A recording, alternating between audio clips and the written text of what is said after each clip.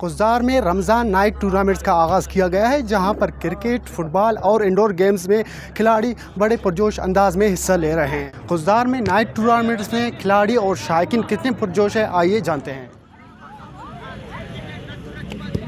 Environment کی بات کی جائے تو انوائرمنٹ بہت اچھا ہے یہاں کا،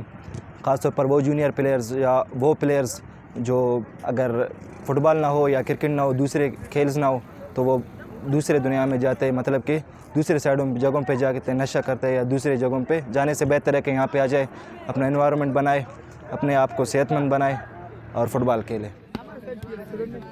یہ جو ٹورنامنٹ چل رہا ہے اس کا مسلسل 10واں سال ہے، رمضان نائٹ ٹورنامنٹ کے طور پر اس کو چلا رہے۔ اس میں سندھ بلوچستان کے مختلف حصوں سے مطلب ٹیمیں اس میں شرکت کر رہے، جو اپنے کھیل سے نوجوان نسل اور تماشائیوں کو محفوظ کر رہے ہیں۔ تو اس ٹورنامنٹ کا انعقاد کرنے کا مقصد نوجوانوں کو مطلب ایک اچھا پلیٹ فارم دینا،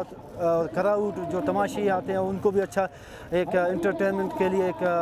پروگرام دینا، تاکہ وہ 2-3 گھنٹے اس کو اپنا لطف اندوز ہو جائے۔ یہاں کے آرگنائزرز کا بہت زیادہ شکر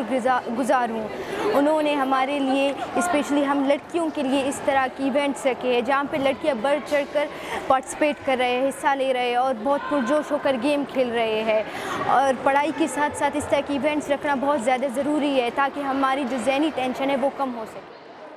ڈسٹرکٹ اسپورٹس آفیسر قزار سے، اور سب سے پہلے میں آپ لوگوں کو بتانا چاہوں کہ یہاں پر ہم لوگوں نے فٹسال ٹورنامنٹ کا آغاز کیا ہے، جو کہ نائٹ